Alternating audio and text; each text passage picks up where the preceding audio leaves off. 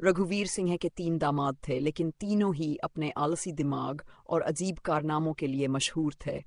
वे हमेशा ऐसे काम करने की कोशिश करते जिनमें अक्ल की जरूरत होती, मगर उनकी बेवकूफ़ी ही उनके काम बिगाड़ देती। एक दिन तीनों ने तय किया कि वे अपने ससुर को दिखा देंगे कि वे भी समझदार और काबिल हैं। तीनों ने मिलकर एक बड़ा व्यापार शुरू करने का फैसला किया, लेकिन उन्हें समझ नहीं रहा था कि बेचना क्या है। मोहन बोला, हमें कुछ अनोखा बेचना चाहिए जो लोगों को चौंका दे। श्याम बोला, हाँ, लेकिन ऐसा क्या हो सकता है जो सबको चाहिए और फिर भी किसी के पास न हो। राजू सोच में पड़ गया और फिर अचानक उछलकर बोला, हम हवा बेचते हैं। सबको सांस लेनी पड़ती है तो हवा तो बिकेगी ही। तीनों को ये आइडिया कमाल का लगा और वे शहर की सबसे व्यस्त सड़क पर एक दुकान खोलने पहुंच गए। दुकान के बाहर एक बड़ा सा बोर्ड लगाया, शुद्ध ताजी हवा यहाँ मिलेगी।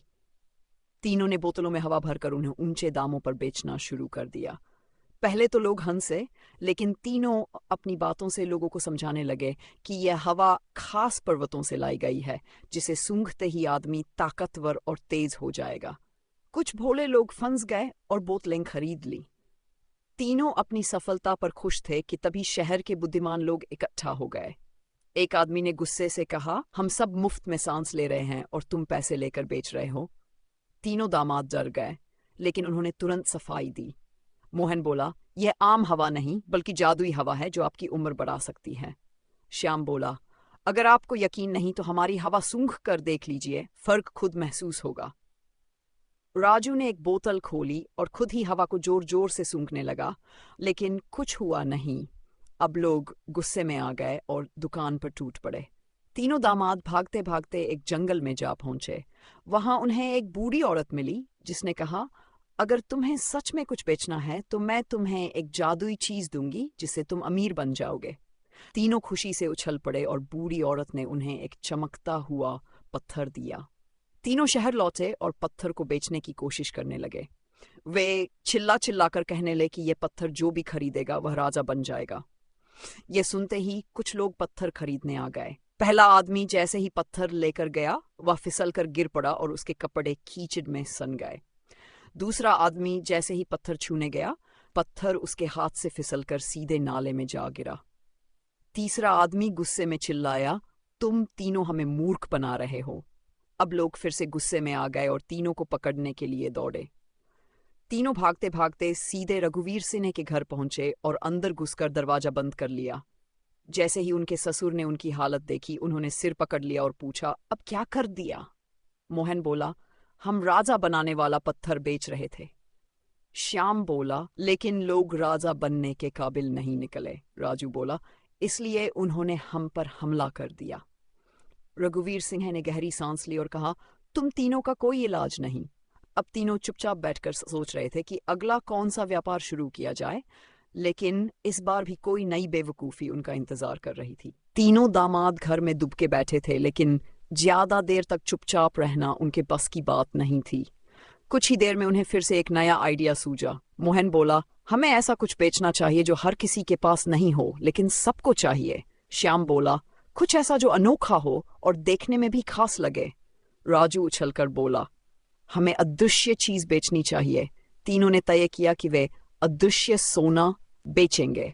उन्होंने शहर के बीचों बीच एक दुकान खोली और सामने एक तख्ती लगा दी, यहाँ मिलेगा दुनिया का सबसे अनमोल अदृश्य सोना। लोग उत्सुक होकर दुकान के पास आने लगे। एक आदमी ने पूछा, अदृश्य सोना दिखता कैसा है? मोहन बोला, यह एक समझदार लोगों को दिखता है। अगर आप इसे नहीं देख पा रहे तो इसका मतलब। श्याम बीच में कूद पड़ा, आपको अभी खुद को और समझदार बनाने की जरूरत है। राजू गंभीरता से बोला, जो इसे देख सकता है वही इसे खरीद सकता है। लोगों के दिमाग में यह बात बैठ गई कि कहीं वे मूर्ख तो नहीं। हर कोई दिखावा करने लगा कि उन्हें अदृश्य सोना दिखाई दे रहा है। देखते ही देखते तीनों की दुकान पर लंबी लाइन लग गई और लोग ऊंचे दामों में अदृश्य सोना खरीदने लगे। लेकिन जैसे ही खबर शहर के सबसे चतुर आदमी सेठ भगवान दास तक पहुंची, वह सीधा दुकान पर आ धमका। उसने तीनों को घूरते हुए पूछा, अच्छा तो ये अदृश्य सोना कैसा दिखता है? मोहन ने हवा में इशारा किया, देखिए ये कितना चमकदार है। श्याम बोला, सूरज की रोशनी में इसकी चमक और तेज हो जाती है। राजू बोला, बस इसे छू कर देखिए, आपको इसका एहसास होगा। भगवान दास ने हाथ बढ़ाया, फिर हवा में इधर उधर घुमाया और जोर से चिल्लाया, अरे अरे, मेरा सोना गिर गया, कोई इसे उठाओ। लोग हक्के बक्के रह गए। कुछ लोग जमीन पर झुककर अदृश्य सोना ढूंढने लगे। तभी भगवान दास जोर से हंसा, तुम तीनों ने पूरे शहर को बेवकूफ बना दिया। अब लोगों को समझ आया कि उनके साथ ठगी हो रही है। वे गुस्से में दुकान पर टूट पड़े। तीनों दामाद घबराकर भागे और फिर से अपने ससुर के घर जा छिपे। रघुवीर सिंह ने जब उनकी हालत देखी तो सिर पकड़कर बैठ गए। अब क्याहन बोला, हमने अदृश्य सोना बेचा था। श्याम बोला, लेकिन लोग उसे संभाल नहीं पाए। राजू बोला, और अब वे हमसे गुस्सा हैं। रघुवीर सिंह ने लंबी सांस ली, फिर बोला, तुम तीनों का हाल ऐसा ही रहेगा जब तक नहीं आएगी।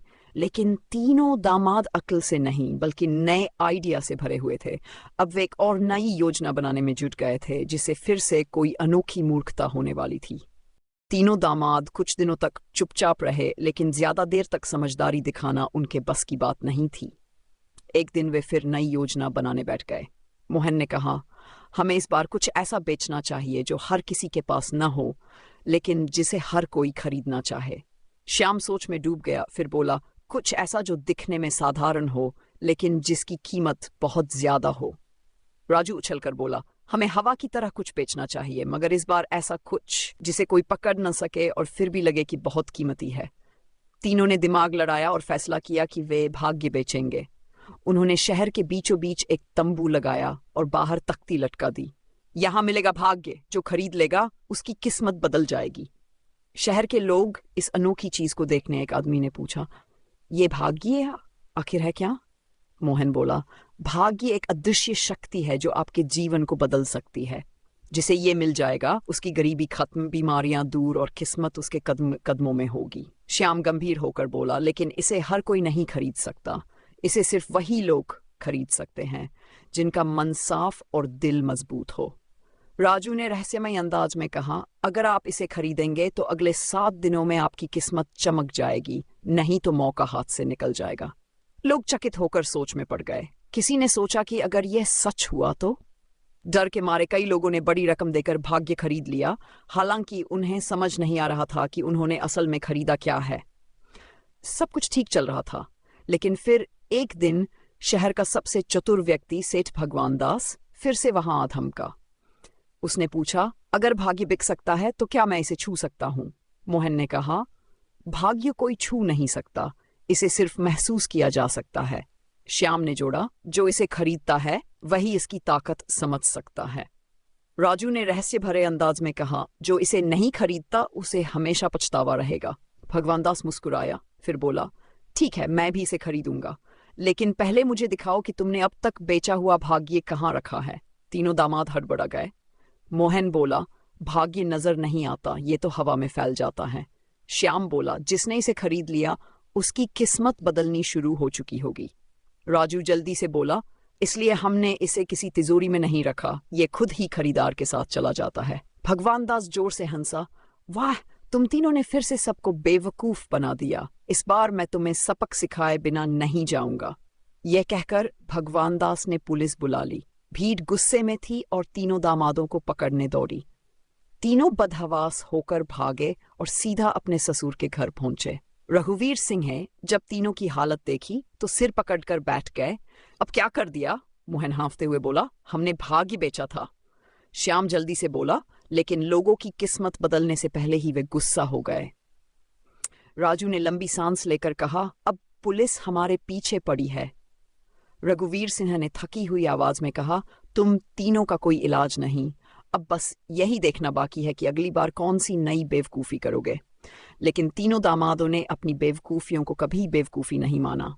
तीनों दामाद ससुराल में छुपे बैठे थे, लेकिन ज्यादा दिन तक छुप कर रहना उनके बस की बात नहीं थी।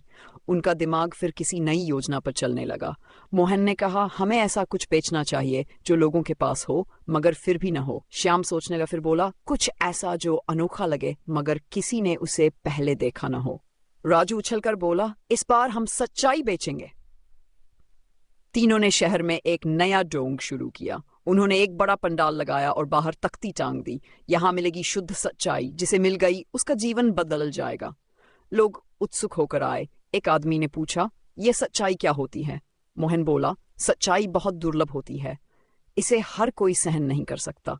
जिसे ये मिल जाती है उसकी आंखें खुल जाती हैं। श्याम गंभीरता से बोला, लेकिन इसे सिर्फ वही ले सकता है जो हिम्मत वाला हो। राजू रहस्यमयी आवाज में बोला, एक बार खरीदने के बाद इसे लौटाया नहीं जा सकता, क्योंकि सच्चाई जानने के बाद इंसान पहले जैसा नहीं रहता। लोग डर गए, लेकिन कुछ ने सोचा कि अगर वे सच्चाई से दूर रहे तो कहीं उन्हें मूर्ख न समझ लिया जाए। देखते ही देखते भीड़ बढ़ने लगी और हर कोई पैसे देकर सच्चाई खरीदने लगा, जो असल में बस एक खाली लिफाफा होता था। सब कुछ ठीक चल रहा था, लेकिन तभी सेठ भगवान दास फिर आ पहुंचा। उसने पंडाल के अंदर कदम रखा और तीनों को घूरते हुए पूछा, अच्छा, तो ये सच्चाई क्या है? मोहन ने एक खाली लिफाफा उसकी ओर बढ़ाया। यही है, इसे खोलिए और आपकी जिंदगी बदल जाएगी। भगवान दास ने लिफाफा खोला, अंदर कुछ नहीं था। वह मुस्कुराया, फिर बोला, तो यही सच्चाई है? श्याम बोला, हाँ, यही सबसे बड़ी सच्चाई है कि सच्चाई को कोई संभाल नहीं सकता। राजू बोला, जिसने इसे स्वीकार कर लिया वही इसे समझ सकता है। भगवान दास जोर से हंसा, वाह, तुम तीनों फिर से शहर को मूर्ख बना रहे हो। यह कहकर उसने पुलिस को बुला लिया। गुस्साई भीड़ तीनों दामादों को पकड़ने दौड़ी। तीनों फिर से भागते हुए अपने ससुराल पहुंचे। रघुवीर सिंह ने उन्हें देखते ही पूछा, अब क्या कर दिया? मोहन बोला, हमने सच्चाई बेची थी। श्याम जल्दी से बोला, मगर लोग सच्चाई सहन नहीं कर सके। राजू ने लंबी सांस ली, और अब पुलिस फिर से हमारे पीछे है। रघुवीर सिंह ने माथा पीट लिया, तुम तीनों से कभी कोई सीधा काम नहीं होगा। अब अगली बार क्या करोगे? तीनों मुख रोले, कुछ और नया, कुछ और बड़ा। तीनों दामाद ससुराल में छिपे हुए थे, लेकिन कब तक? वे ज्यादा दिनों तक चुपचाप बैठने वाले नहीं थे। इस बार उन्हें कुछ ऐसा करना था जिससे न पुलिस पकड़ सके, न लोग गुस्सा हों और फिर भी पैसा बरसे। मोहन ने एक दिन अचानक कहा, हमें कुछ ऐसा बेचना चाहिए जो लोग खुद ही हमें लौटाने न आए। श्याम ने सिर खुजलाते हुए कहा, कुछ ऐसा जो दिखने में कीमती लगे मगर असल में कुछ न हो। राजू उछलकर बोला, इस बार हम गुप्त विद्या बेचेंगे। तीनों ने शहर के बाहर एक पुरानी हवेली किराए पर ली और बाहर बड़ा सा बोर्ड टांग दिया, यहां सिखाई जाती है गुप्त विद्या। जिसे मिल गई वह दुनिया का सबसे शक्तिशाली इंसान बन जाएगा। लोगों में उत्सुकता फैल गई, भीड़ इकट्ठा होने लगी। किसी को यकीन नहीं हो रहा था कि ऐसी कोई चीज भी होती है, मगर वे इसे आजमाना चाहते थे। पहले दिन ही एक आदमी आया और पूछा, ये गुप्त विद्या क्या है? मोहन ने लंबी सांस ली और रहस्यमयी आवाज में बोला, गुप्त विद्या कोई साधारण चीज नहीं। इसे सीखने के लिए हिम्मत चाहिए। जिसे ये आ गई वह भविष्य देख सकता है, चीजों को बिना छुए हिला सकता है और मन से ही चीजें मंगा सकता है। श्याम गंभीर होकर बोला, लेकिन इसे सीखने के लिए पहले परीक्षा देनी होगी और परीक्षा में पास होने वालों को ही यह विद्या सौंपी जाएगी। राजू बोला, और परीक्षा में फेल होने वालों को इसका नाम तक नहीं बताएंगे। लोग और भी ज्यादा रोमांचित हो गए। उन्होंने पैसे देकर परीक्षा देने का फैसला किया। परीक्षा बहुत ही अनोखी थी। पहली परीक्षा थी, हवा को पकड़कर दिखाओ। लोग हाथ चलाते रहे मगर हवा तो किसी के हाथ नहीं आई। दूसरी परीक्षा थी, अपने ही साए से तेज दौड़ो। लोग दौड़ते रहे मगर साया पीछे ही रहा। तीसरी परीक्षा थी, बिना बोले किसी को अपनी बात समझा दो। लोग आंखें घुमाने लगे, इशारे करने लगे, मगर कोई समझ न पाया। हर कोई फेल होता गया। मोहन, श्याम और राजू ने सिर हिलाते हुए कहा, तुम अभी तैयार नहीं हो। गुप्त विद्या सबके लिए नहीं होती। कुछ और साधना करो और फिर आना। लोग निराश तो हुए, मगर ये सोचकर खुश भी थे कि वे किसी खास चीज के लिए चुने गए थे। अगली बार फिर परीक्षा देने आएंगे। सब कुछ सही चल रहा था, लेकिन तभी सेठ भगवान दास फिर आ धमका। उसने पूछा, अगर ये विद्या सच में है तो क्या तुम तीनों इसे जानते हो? मोहन ने झिझकते हुए कहा, हम तो बस इसके रक्षक हैं। असली विद्या तो तभी मिलेगी जब समय सही होगा। श्याम ने जल्दी से जोड़ा, गुप्त विद्या इतनी आसान नहीं होती कि कोई भी सीख ले। इसके लिए विशेष संकेतों की जरूरत होती है। राजू ने गंभीर आवाज में कहा, और वह संकेत हमें अभी तक नहीं मिले हैं। भगवान दास हंसा, तो मतलब फिर से धोखा? ये कहते ही उसने पुलिस बुला ली। लोग भी अब समझ चुके थे कि तीनों ने उन्हें बेवकूफ बनाया है। गुप्त तीनों को पकड़ने दौड़ी। तीनों फिर भागते हुए ससुराल पहुंचे। रघुवीर सिंह ने उन्हें देखकर माथा पीट लिया, अब क्या किया? मोहन बोला, हमने गुप्त विद्या बेची थी। श्याम जल्दी से बोला, मगर लोगों को समझ नहीं आई। राजू लंबी सांस लेकर बोला, अब पुलिस फिर पीछे पड़ी है। रघुवीर सिंह ने थकी हुई आवाज में कहा, तुम तीनों को सुधारना नामुमकिन है। तीनों ने एक दूसरे की ओर देखा और मुस्कुराए। अगली बार कुछ और बड़ा करेंगे। तीनों दामाद फिर से ससुराल में छिपे बैठे थे, लेकिन ज्यादा दिन तक चुप रहना उनके बस की बात नहीं थी। उन्हें फिर से कुछ नया करने का जोश आ गया। इस बार कोई ऐसा धंधा करना था जिससे खूब पैसा आए मगर कोई पकड़ न सके। मोहन ने कहा, हमें कुछ ऐसा बेचना चाहिए जो लोग खरीद भी लें और फिर शिकायत भी न कर सकें। श्याम सोचने लगा, फिर बोला, कुछ ऐसा जो अनोखा लगे मगर किसी ने पहले नहीं देखा हो। राजू उछलकर बोला, इस बार हम भाग्य सुधारक पत्थर बेचेंगे। तीनों ने एक पहाड़ी के पास दुकान लगा ली और चारों तरफ ढेर सारे साधारण पत्थर इकट्ठा कर दिए। बाहर एक बड़ा बोर्ड लगा दिया, यहां मिलेगा भाग्य सुधारक पत्थर, जिसे मिला उसकी जिंदगी बदल जाएगी। लोग उत्सुक होकर आने लगे। एक आदमी ने पूछा, यह भाग्य सुधारक पत्थर क्या होता है? मोहन ने रहस्यमयी आवाज में कहा, यह कोई साधारण पत्थर नहीं, यह आपके भाग्य को बदल सकता है, आपकी किस्मत चमका सकता है। इसे बस अपने घर के दरवाजे पर रख दीजिए और फिर चमत्कार देखिए। श्याम ने गंभीरता से कहा, लेकिन इसे सिर्फ वही ले सकता है जिसके भाग्य में लिखा हो। राजू ने जोड़ा, अगर भाग्य सही हुआ तो यह पत्थर सोना भी बन सकता है। लोगों की आंखें चमक उठीं। हर कोई सोचने लगा कि अगर वाकई उनका पत्थर सोना बन गया तो उनकी किस्मत बदल जाएगी। पत्थरों की धड़ाधड़ बिक्री शुरू हो गई। सब कुछ सही चल रहा था, मगर तभी सेठ भगवान दास फिर से आ धमका। उसने एक पत्थर उठाया और पूछा, अगर यह पत्थर सच में भाग्य बदलता है तो तुम तीनों अब तक अमीर क्यों नहीं हुए? मोहन ने झट से जवाब दिया, हमारी किस्मत यही है कि हम दूसरों की किस्मत बदलें। श्याम बोला, हमें धन से ज्यादा पुण्य कमाना है। राजू ने गंभीरता से कहा, और पुण्य कमाने के लिए हम ये सेवा कर रहे हैं। भगवान दास जोर से हंसा, अच्छा तो मतलब फिर से धोखा। यह कहते ही उसने पुलिस बुला ली। गुस्साई भीड़ तीनों को पकड़ने दौड़ी। तीनों भागते हुए फिर से ससुराल पहुंचे। रघुवीर सिंह ने उन्हें देखकर गहरी सांस ली। अब क्या कर दिया? मोहन बोला, हमने भाग्य सुधारक पत्थर बेचे थे। श्याम जल्दी से बोला, मगर लोगों का भाग्य ही खराब था, उन्हें कुछ समझ नहीं आया। राजू लंबी सांस लेकर बोला, अब पुलिस फिर पीछे पड़ी है। रघुवीर सिंह ने माथा पकड़ लिया, तुम तीनों कभी नहीं सुधरोगे। तीनों मुस्कुराए, अगली बार कुछ और नया करेंगे। तीनों दामाद ससुराल में बैठे सोच रहे थे कि अब क्या किया जाए। हर बार कोई ना कोई मुसीबत उनके पीछे लग जाती थी। इस बार कोई ऐसी योजना बनानी थी जिससे पैसा भी आए और कोई उन पर शक भी न करे। मोहन बोला, हमें कुछ ऐसा करना चाहिए जिससे लोग खुद हमारे पास आएं, न कि हम उन्हें बुलाएं। श्याम ने सिर खुजलाया, कुछ ऐसा जो लोगों को चौंका भी दे और लुभाए भी। राजू के दिमाग में एक अजीब आइडिया आया, हम भविष्यवाणी करने का धंधा शुरू करते हैं। तीनों ने गांव के बाहर एक पुरानी झोंपड़ी किराए पर ली और एक बोर्ड लगा दिया, यहां मिलेगा आपके भविष्य का सही जान। अंदर धुएं और रहस्यमय माहौल का इंतजाम कर दिया। जब पहला ग्राहक आया तो मोहन ने आंखें बंद की, लंबी सांस ली और गंभीर आवाज में बोला, मैं देख रहा हूं कि तुम्हारे जीवन में बड़ा बदलाव आने वाला है। श्याम ने फौरन जोड़ा, अगर तुम सावधान नहीं रहे तो नुकसान भी हो सकता है। राजू ने गहरी आवाज में कहा, लेकिन चिंता मत करो, इसका उपाय हमारे पास है। ग्राहक घबरा गया और तुरंत उपाय पूछने लगा। तीनों ने उसे एक लाल धागा दिया और कहा कि इसे पहनने से संकट टल जाएगा। बदले में उसने अच्छी खासी रकम दे दी।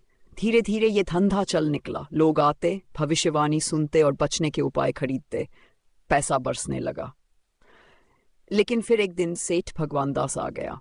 उसने पूछा, अगर तुम लोगों को भविष्य दिखता है तो यह भी बताओ कि अभी मैं क्या सोच रहा हूं। तीनों के चेहरे का रंग उठ गया। मोहन कुछ कहने ही वाला था कि भगवान दास हंसते हुए बोला, कुछ भी नहीं, तुम सिर्फ लोगों को बेवकूफ बना रहे हो। वह पुलिस को बुलाने ही वाला था कि तीनों फिर भाग खड़े हुए। ससुराल पहुंचते ही रघुवीर सिंह ने गुस्से से कहा, अब क्या नया तमाशा किया? मोहन ने शर्माते हुए कहा, हमने भविष्य बताया था। श्याम जल्दी से बोला, मगर लोगों को यकीन नहीं हुआ। राजू लंबी सांस लेकर बोला, और अब फिर से पुलिस हमारे पीछे है। रघुवीर सिंह ने हार मान ली। तुम तीनों से कोई उम्मीद रखना ही बेकार है। तीनों ने एक दूसरे की ओर देखा और मुस्कुराए। अगली बार कुछ और अनोखा करेंगे। हर इंसान की अपनी खूबियां और कमजोरियां होती हैं। कई बार हम गलतियां करते हैं, फंसते हैं, गिरते हैं, मगर असली सफलता उसी में है जो हर बार नई शुरुआत करने की हिम्मत रखे। असफलता कोई अंत नहीं बल्कि एक नया सबक होती है। जो अपनी गलतियों से सीखकर आगे बढ़ता है वही असली समझदार कहलाता है।